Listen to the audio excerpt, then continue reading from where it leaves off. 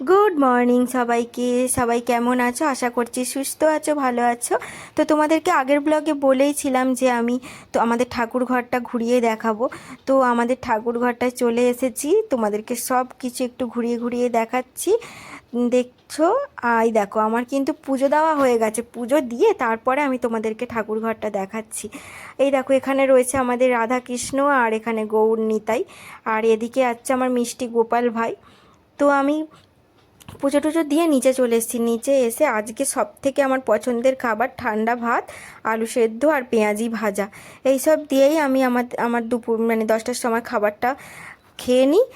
আর তখন না তোমাদের সঙ্গে কথা বলছিলাম, কিন্তু এমন একটা ট্রাক গেছে না, কিচ্ছু শোনা যাচ্ছিল না, মানে খুব আওয়াজ আসছিল, ওই জন্য মিউট করে দিয়ে তোমাদের সঙ্গে কথা বলছি। এটা হচ্ছে নেক্সট ডে মর্নিং। তো ভিডিওটা কন্টিনিউ মানে করতে পারিনি কালকে, তার কারণ হচ্ছে আমার ছোটো ছেলেটার জ্বর আসছিল, ডাক্তারখানাও নিয়ে যেতে হয়েছিল, মনটা খুব একটা ভালো ছিল না, সেই জন্য তো ভিডিওটা কন্টিনিউ করিনি। তো দেখো আমি এখন রেডি হয়ে নিয়েছি আর যাচ্ছি হচ্ছে মায়ের সঙ্গে পুজো দিতে। এই বৈশাখ মাসে মায়েদের এখানে তো শীতল দিতে হয়, তো শীতল দেওয়ার জন্যই আমি মায়েদের সঙ্গে যাচ্ছি। আর বেশি দূর নয়, একদম কাছা, তাই পৌঁছে গেছি মন্দিরে। মন্দিরের সামনে এসে ছেলেরাও দুষ্টুমি করে দিচ্ছে, তোমরাও একটু মাকে দেখে নাও। আর যাই পুজো হোক না কেন আমাদের এখানেই দেয়া হয়।